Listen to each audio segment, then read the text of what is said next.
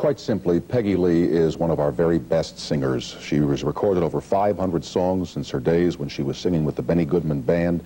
Hits that include It's a Good Day, which she wrote, Manana, which she wrote, Fever, Lover. She has won just about every major award that the music business has to give to its performers, including a Grammy for a song that I still have running through my mind, in which I repeat to my daughter almost every day, called Is That All There Is? Because the answer is yep. She is just about to embark on a summer concert tour that'll take her to the Garden State Arts Center in Holmdel, New Jersey, starting this coming Monday night, and the Starlight Music Theater in Indianapolis the following week. She has two songs to start. Singing in the shower, laughing by the with you. I like a dance by Fred Astaire, Paul Newman's eyes, Yul Brynner's hair. And I think to tell you's only fair that I love being here with you. And Cary Grant, oh, Day, his utter charm takes me away. But don't get me wrong, how do you say that I love being here with you? Basie's band is swinging, I like Ella singing, 'cause there's something else you know. They know how to say it, they know how to play it, they wind it up and let it go. I love the thrill of New York shows, that 42nd Street, it really goes. But I'd like to say before I close that I love being here. Yes, I love being here. I love being here with you.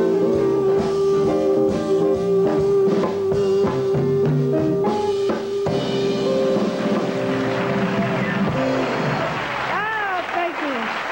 Thank you.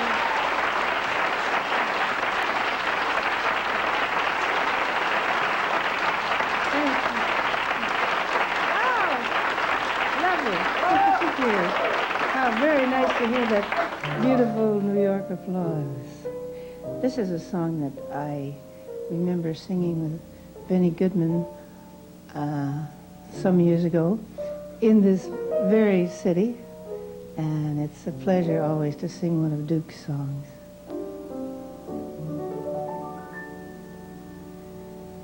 Never treats me sweet and gentle the way he should. I got it bad, and that ain't good.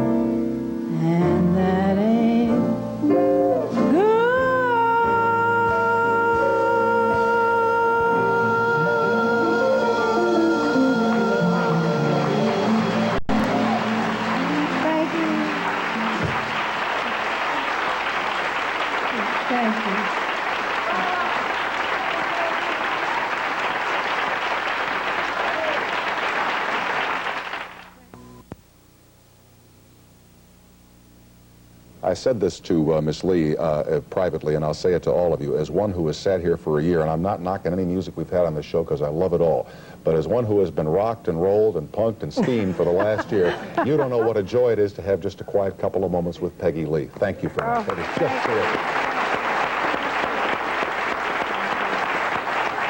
Thank you very much.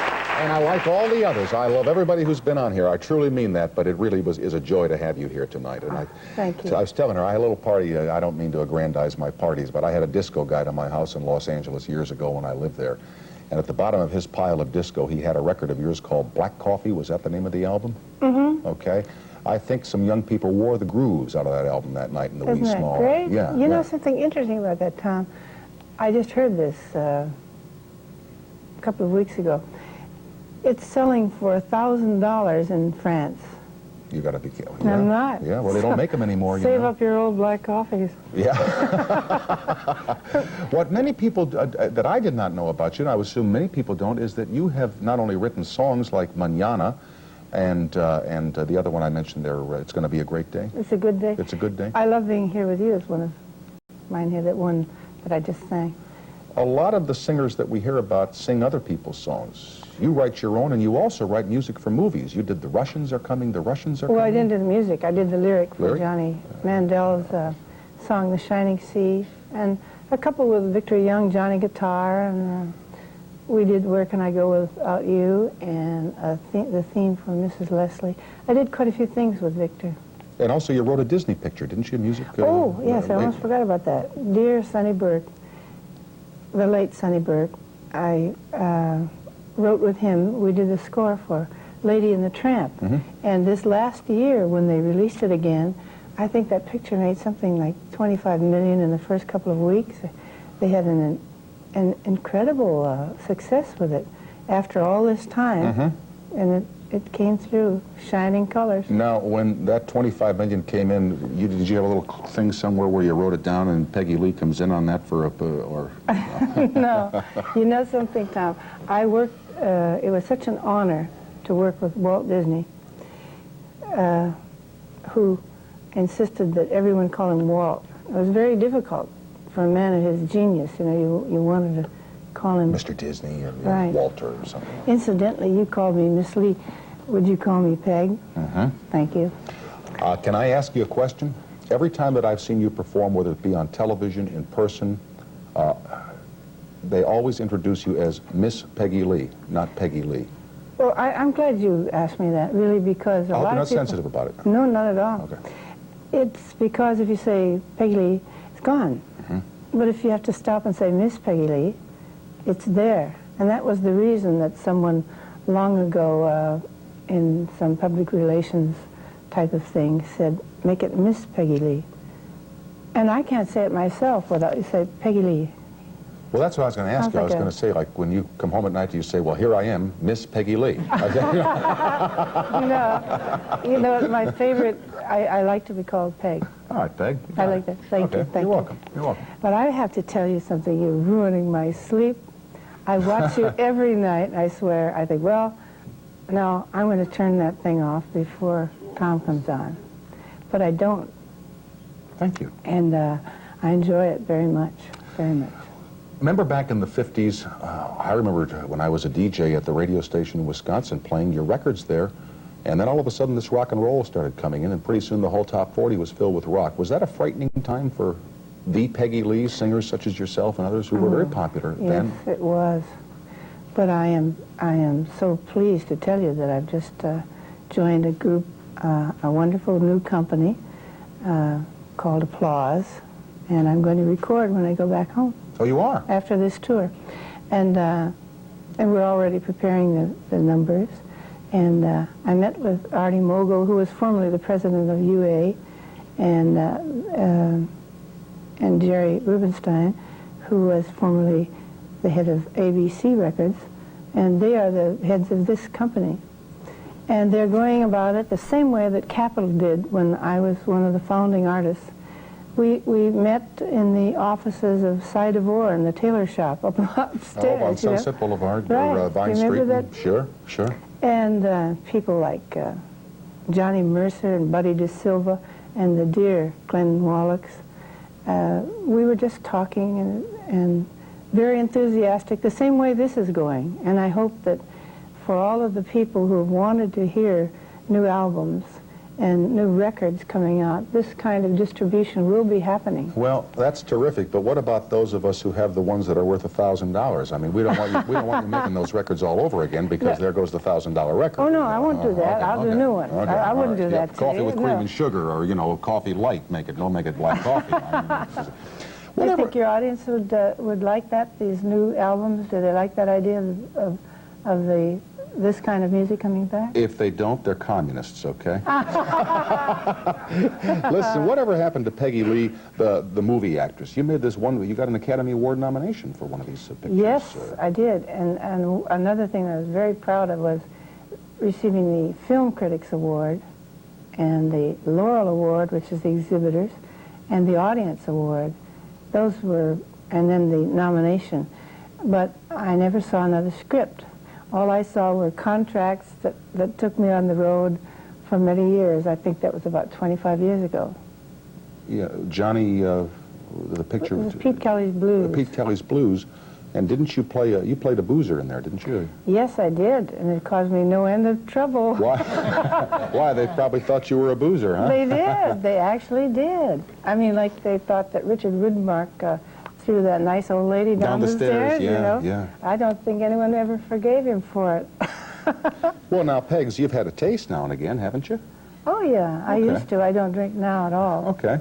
I have diabetes, so I can't. So. Okay. But really, you got the reputation from the picture, huh? That's unfair. Mm-hmm. That's not fair. I think it's not fair, No. but, you know, those things happen to all of us, and so finally it becomes funny. Mm-hmm. And I don't mind it. Okay. As I said to you, there's only one other woman singer that I want to come here besides you, and that's Jo Stafford. She probably won't, marvelous. but I'm going to keep working on her, and I am just really thrilled that you're here tonight. It's a big night for me, and I hope for the people here and at home, and I thank you for being here. Thank you. Okay. You're the best. Peggy Lee. We will continue with more of our show right after these announcements, and Miss Peggy Lee will be back a little bit later on, so stay with us. Thank you, ma'am.